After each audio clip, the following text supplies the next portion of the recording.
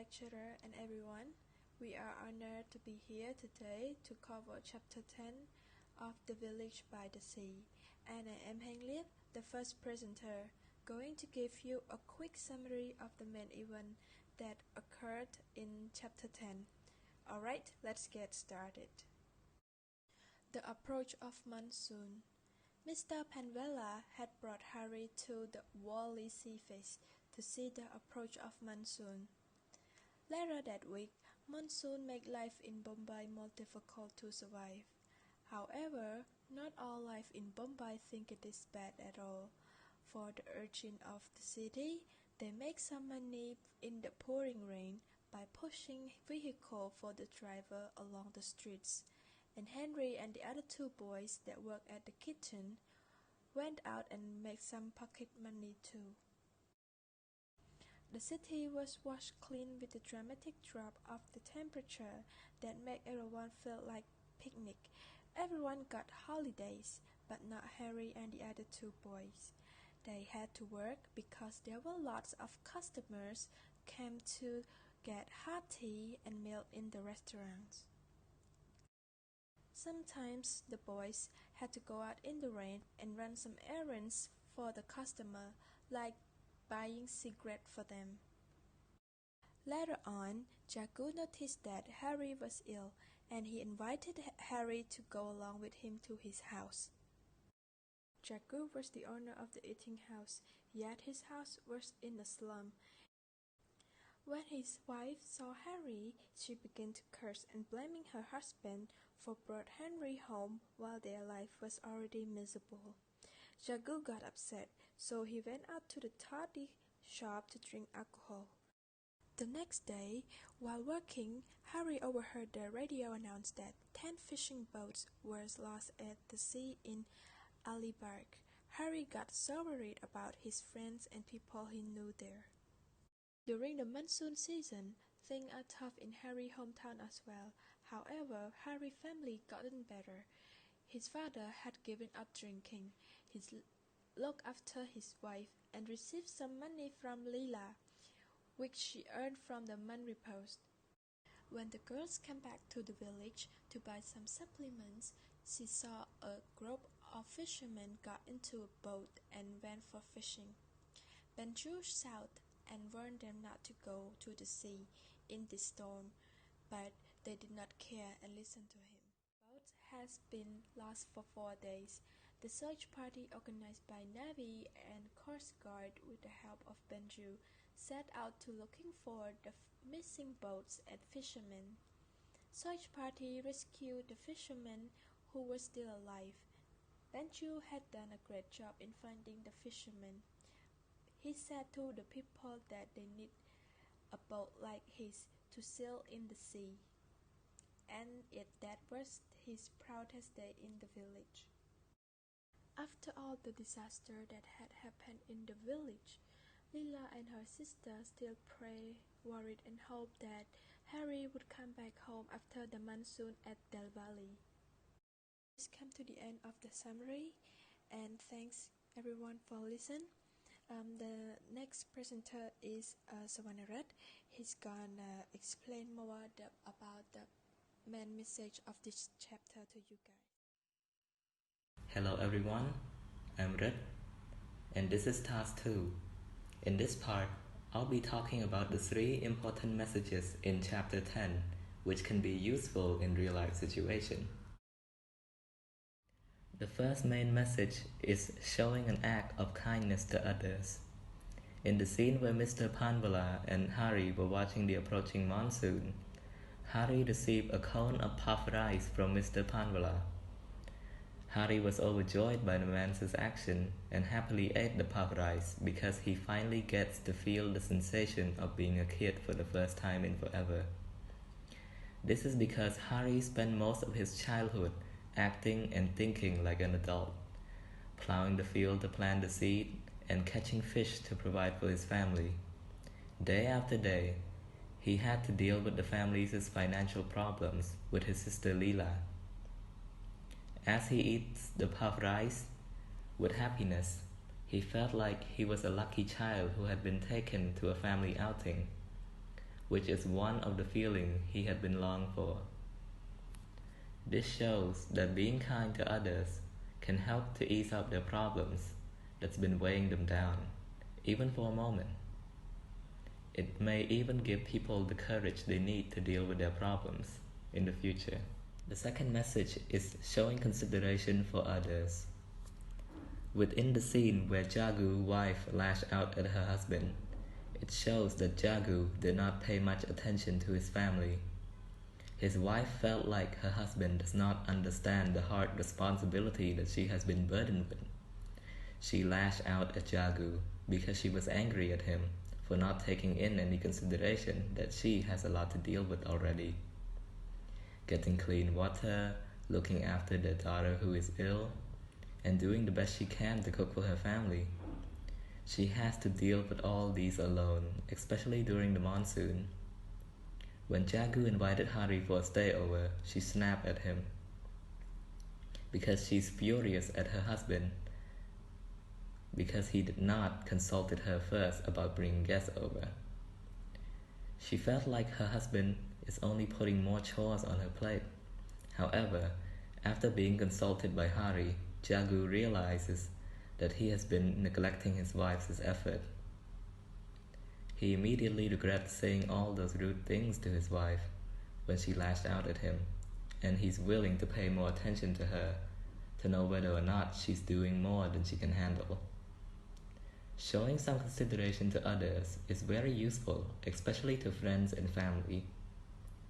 It can help strengthen the bond between two people or more and will lead to a long-lasting relationship. The third message is to not judge a book by its cover. In the chapter, Bichu was praised for his boat, which everyone else used to make fun of. Thanks to his boat, the Coast Guard were able to conduct a search party during the monsoon storm to rescue the fishermen who were lost at sea. Bichu was filled with a sense of pride as he was praised. It proves that he was right about his boat all along. Furthermore, everyone who made fun of his boat felt embarrassed because they didn't want to admit that they were wrong, especially the watchmen from the factory. This shows that the villagers and the watchmen were too quick to judge Bichu's boat without knowing its capability and usefulness because they were too hasty with their judgment. That's it for all the main messages in chapter 10. Next up, my teammate Chara will be presenting task 3. Hello everyone, thank you Red for your meaningful messages. I am Chara, and for my part I am responsible for task 3, which is about the analysis of the connection between the study text and real life. In this part of mine, I have pointed out 3 comparisons or 3 connections of the study text and real life. So the first one is the monsoon season, the second one is the poverty in India, and the third one is the gender inequality in India. So now let's move on to the first main point is the monsoon season. So the monsoon season refers to the season of heavy rain during the summer in hot Asian country. And in our study text, they have mentioned that people have got so many problems because of this season, such as it causes flood on the street, it carries all the dirt and rubbish everywhere, and it also destroys the construction and things such as houses, cars and roads. Just like the problem that Jagu had during the monsoon season, that his house was full of mud, the dirt that came through the door, and the cracked wall of his house. And the floor of his house was overflowed with rainwater, with the trash that bring along. Moreover, all his family belongings were put into the cardboard, as afraid to be wet by the rainwater. And now, if we take a look in real life, India is a country that is affected by monsoon the most. The rain causes flood everywhere on the streets, as India does not have a very good sewer system in their country. Besides this, people live in India are also affected by monsoon season as well. As we know that there are so many poor people live in India, especially during this season, they cannot go out to find money So as a result, they do not have money to buy food and to feed their family and themselves. And some who do not have place to sleep, just like Harry, they may not find like a shelter or a place that they can sleep peacefully at night. So now we can see that in study text and in real life, both of them have the similarity and the connection of the struggle that Indian people have faced during monsoon season. So now let's move to the connection number 2 is about the poverty in India. And yes, as the study text has shown that there were so many poor people in India and they are poor in different ways. Such as Harry, who came to Mumbai to earn money in a very young age, and during his journey in Mumbai it's not easy at all because he has no one that help him and he has no place to sleep, so he has no choice but to sleep in the park and could not afford to buy anything.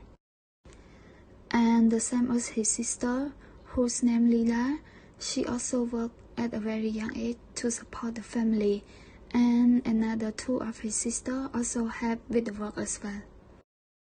And for Jagu, who is a restaurant owner, but however he still cannot afford to live in a very good place, so he lived in a slum, one of the small houses that made out of wretch and flattened tin cans that even the road to his house was all muddy. And Jagu also struggled in his life that he cannot afford to feed his family and support his family well. If we take a look in Indian society, the poverty in their country is really a big issue. In India, if you try on the street, there are so many beggars and poor people around the street asking for money in need of food to feed themselves and their family. Moreover, those beggars sometimes are even underage children who could not attend school.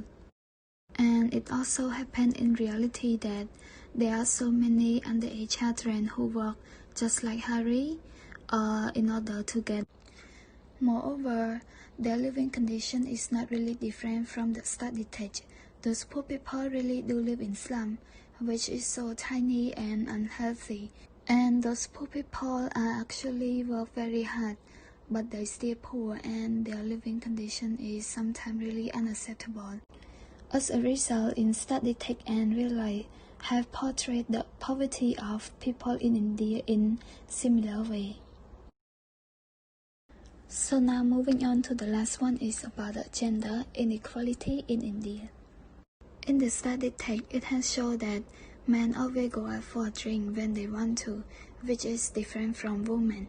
Just like the example of Jagu and his wife, it was when Jagu bring Harry home and his wife was mad at him and both of them had argument.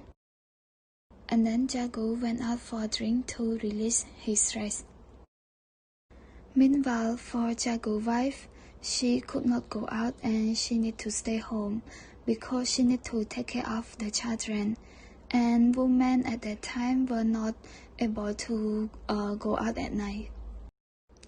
And in real life, it's actually not really different from the study text because women are treated unequally, that they cannot choose their own husband, they cannot attend school, they cannot have their own freedom, and moreover, they are even considered a second-class group in Indian society.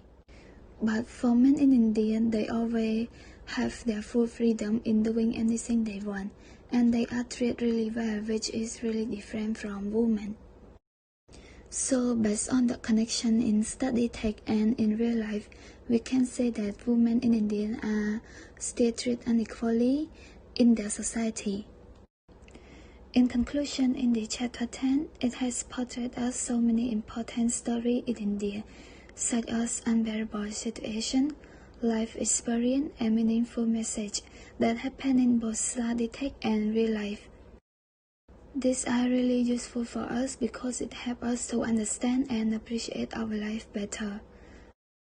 And in the end, my team member and I hope this presentation is also useful for all of you, and I hope you don't mind if there is any mistake that we have made, and if you have any question, do not hesitate to ask.